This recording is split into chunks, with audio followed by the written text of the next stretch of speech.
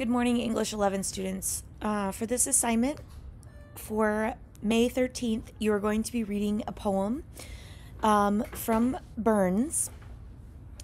This poem is related to Of Mice and Men, and Steinbeck got the idea for his title from the Burns poem. So as you read the Burns poem, I'm going to have you think about some questions, and then you're going to answer the questions.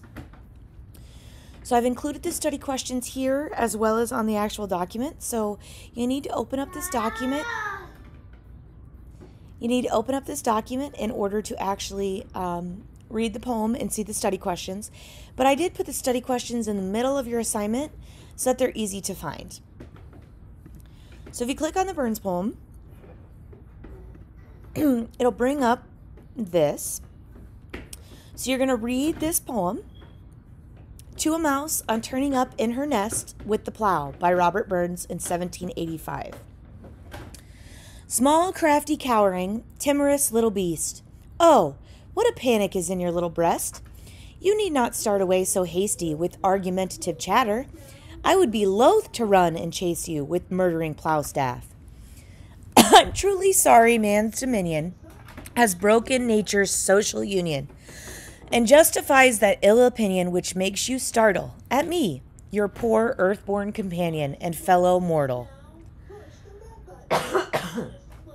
I doubt not sometimes, but you may steal.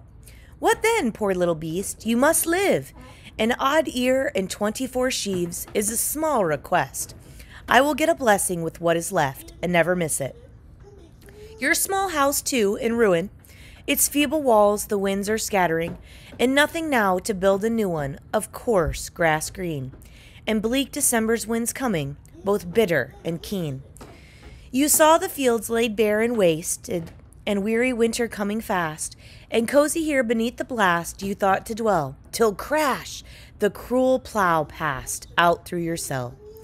That small bit heap of leaves and stubble has cost you many a weary nibble. Now you are turned out for all your trouble without house or holding, to endure the winter's sleety dribble and hoar-frost cold. But little mouse, you are not alone, and proving foresight may be vain. The best laid schemes of mice and men often go awry, and leave us nothing but grief and pain for promised joy. Still you are blessed, compared with me. The present only touches you, but oh, I backward cast my eye on prospects dreary, and forward, though I cannot see, I guess and fear. So that is the poem. Here are your questions. You're going to summarize the plot of the poem, what has happened, and what is the farmer's reaction. So if you didn't catch it in the poem, basically what has happened is this mouse made his house in the field, and the farmer's come through and he's plowed it up. The plow went through and destroyed the mouse's house.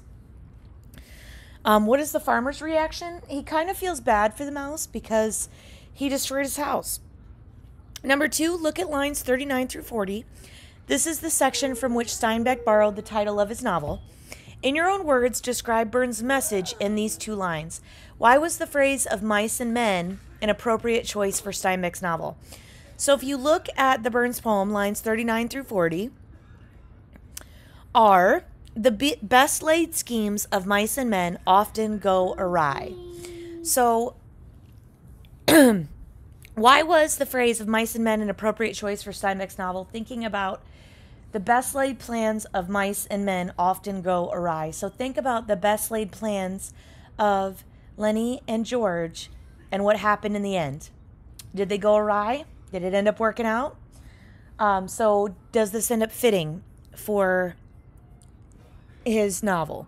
Number 3, explain how Burns' message in lines 39 through 40 is true for George, Lenny, Candy, Crooks, and Curly's wife. And yes, I want you to tell me how that's true for all 4 of those people. 5 of those people, I'm sorry.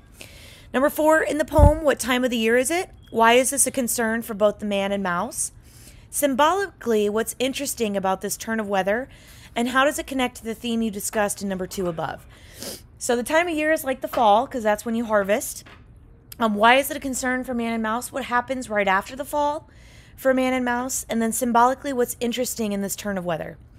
Number 5, look at the final stanza, which is the last little paragraph type structure of the poem.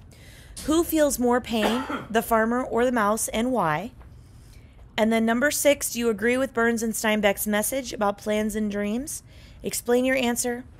Number 7, despite our awareness that many dreams are never realized and many plans are defeated, people still continue to dream and hold on to hope. Why do you suppose people want to dream and hope? Why do we need that in our lives? That's it for today. I look forward to seeing your responses, guys. If you have any questions, go ahead and email me. Have a great day.